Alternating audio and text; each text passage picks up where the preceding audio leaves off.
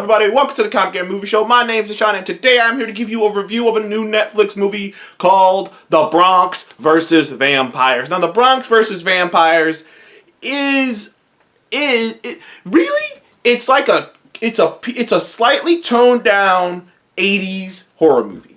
And it's an 80s horror movie in its core. I mean, I'm talking at its core. It comes with all the things that come with it. It's cut from the same cloth as a Fright Night, as a Lost Boys, and even has very similarities to Salem's Lot that came out in 1979. Close enough. Let's just throw that in the 80s too. So this movie is about a young man named Miguel. Miguel is, he's a local in the Bronx. He's this kid. He's this young and up-and-coming kid. He's about like 14 years old, maybe. He's going around, him and his two other friends, and they're trying to raise money to save people because some unknown company is coming in and buying up properties and buying up all these different little businesses in the Bronx, and just to move out, and they're planning, and they're moving in, and they're moving in. They're selling coffee. It seems like this strange company is just coming in and buying up all the shops. So, and one of his best friend Tony, one of his closest friend Tony, this owner of a bodega. He's helping him out. He's trying to raise funds. They call Miguel Little Mayor because he's one of those kids who you could see having a future. He's very smart. He's very clever. He's very well thought. He knows what he's doing. He has a kind heart. He's a straight-laced kid. That's why they call him Little Mayor. And all of a sudden, people start disappearing. It starts to be talked about over the course of the movie that people have been disappearing. People have been disappearing all over the place, and no one really knows why, but no one really questions why, because, at least their interpretation of the Bronx, which, the Bronx is probably a tough, the Bronx is probably a tough place, but their interpretation of the Bronx is like, people disappear all the fucking time out here. It's just how it is out here. You have to be careful where you're going, and it's just how it is. So nobody's really batting an eye at all these disappearances. As it turns out, the company is a front for vampires.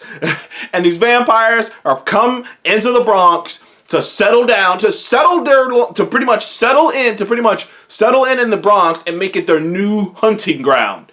And they're gonna buy every building in the Bronx, so that way they don't have to get invitations to go into it. They're gonna buy every building in the Bronx, tear a lot of them down, rebuild them up as apartment complexes, and have people coming in through there. And since they own these apartment complexes, they won't need invitations to go into the houses and kill people. And that's what they're going for. And little Miguel finds out about it, and now it's up to him and his two friends to stop the vampires before they turn the Bronx into a feeding ground. That is the simplistic arc of this movie. This movie is an 80s horror movie to its core. Like I said, it is cut out of the same exact cloth as Fright Night and Lost Boys. I mean, the same cloth. It's a movie. It's one of those time capsule movies. Every once in a while, you see a movie that just makes you go, this movie isn't even of this time period. And sometimes it's in a bad way where you're like, that's like Venom to me was like, this is like old comic book movies. This is like what old shitty comic book movies.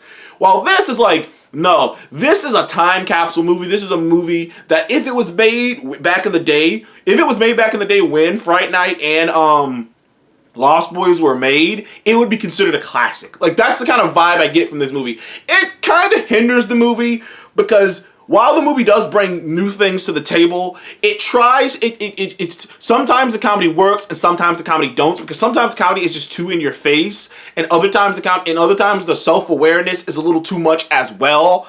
It has really cheesy beats. I mean, it has a lot of cheesy beats. It's very predictable.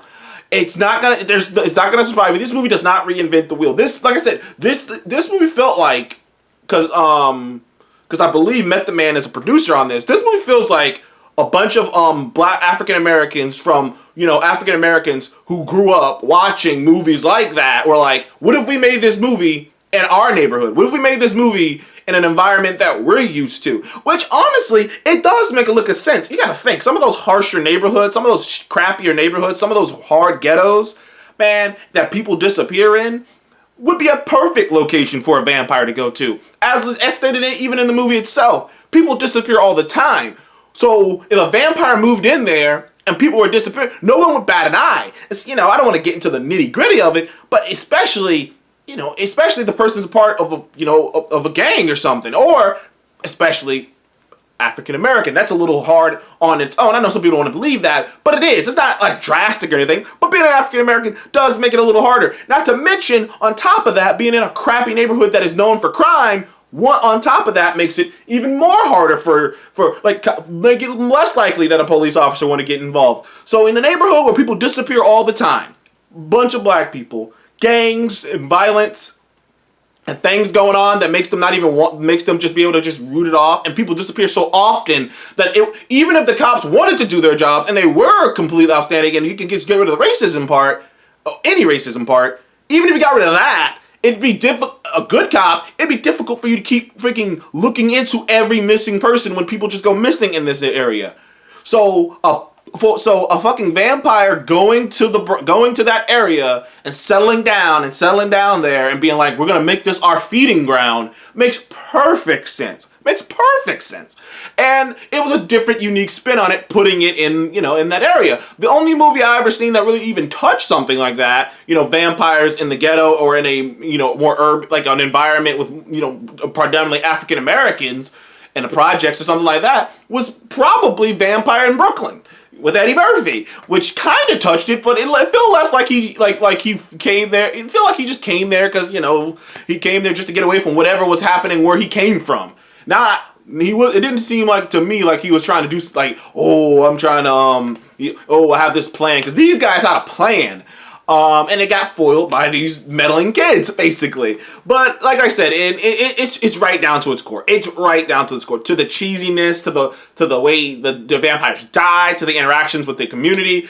I mean, it follows the 80s horror movie thing to a T. I can even describe it to you, and it's not much of a spoiler because if you've watched any 80s horror movie, you know this formula. The main protagonist finds out about something. He saw something he shouldn't have saw. He saw the truth they just shouldn't have saw. He's trying to convince people. No one believes him. A couple people actually find out the same thing he did. They start to believe him. Then they pursue the line of finding out the truth and showing it to everybody else so that they won't be pursuing this by themselves because this is too big. They think it's too big for them. Over the course of the movie, the bad guys get the upper hand by tricking them of some sort, or maybe they're too ambitious and they think they have something. Now everyone thinks they're crazy. Now they done told everyone everything they're thinking. There is no true proof. And now the heroes are either locked up or put away, or in their case, putting grounded for life because they're just saying nonsense. And hero has a must overcome moment where he could either give up and stop pursuing this because maybe he is crazy and maybe everyone is right because everyone thinks he's crazy.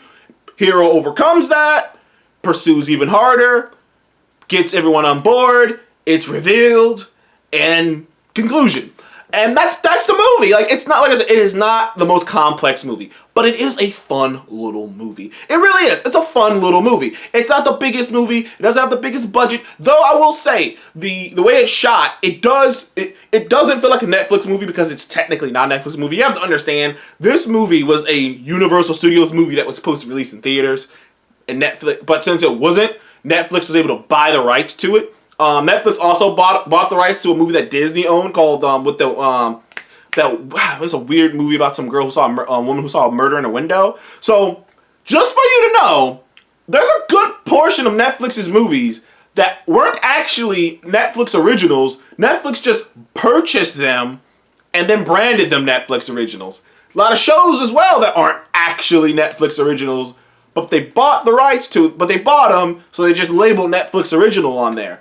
Same thing with this movie, because it's clear this movie is shot. The way this movie is shot, and you'll know from the word go, it's shot like a movie. And I know some people that might be kind of like, well, what do you mean shot like a movie? You just know. Like, for me, my eye can look at something and be like, this is a movie and this is a show. And the way this is shot, this is a movie. This is a movie. This isn't a movie that was made on a budget, a little budget for Netflix. This is a movie. And that would have been in theaters had things not turned out the way they turned. But anyways, I enjoyed this movie. It was really cheesy. The cheesy parts brought it down a little bit. Some of the jokes didn't quite work. And there are some logical things that kind of go, okay, that's a bit, okay. And it was like, it was really pushing a couple things. So I have to give this movie a 7 out of 10 though. I really enjoyed a lot of it. I really did. I enjoyed it. It was a throwback to classic movies. I always love those movies, especially if you do it correctly. And first of all, you guys know me. I love I am a huge fan of the normal people dealing with an extreme circumstance they could not have prepared for theme in horror movies. That is my favorite fucking thing in horror movies. I love that shit. I do love badasses who are prepared for it and are here to kick the shit out of the scary thing. Do love my blades. I even love John Carpenter's Vampire with fucking James Woods. So, but I gotta admit, my favorite thing is we could not have been prepared for this. We're reacting to this.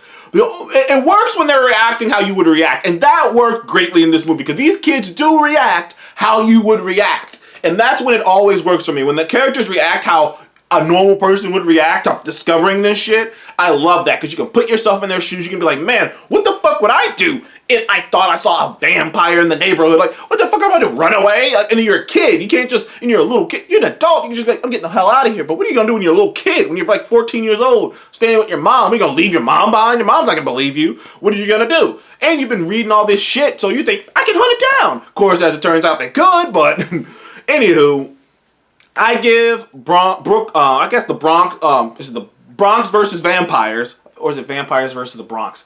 Maybe Vampires versus the Bronx. I give Vampires versus the Bronx a 7 out of 10. It was a fun movie. I had a good time watching it. It's a really good movie. It's a PG-13 movie. It has some violence, but they keep it to a minimum by doing weird camera shots. Like they never do. You know what? They're smart about it. They cut away. They do a lot of cutaway. They do a lot of the camera rising up so you don't see the blood gushing out of the person. You hear the noise of the blood gushing. You hear the noise of bone snapping and like the horrible thing happening. But there's not like blood all over the place. They do kind of show a little bit of blood to like remind you that these are vicious vampires. But I still had a good time with the movie. And then, I still had a good time with it. Thank you guys for joining the Comic Game Movie Show. Please like, subscribe. See you in the next one.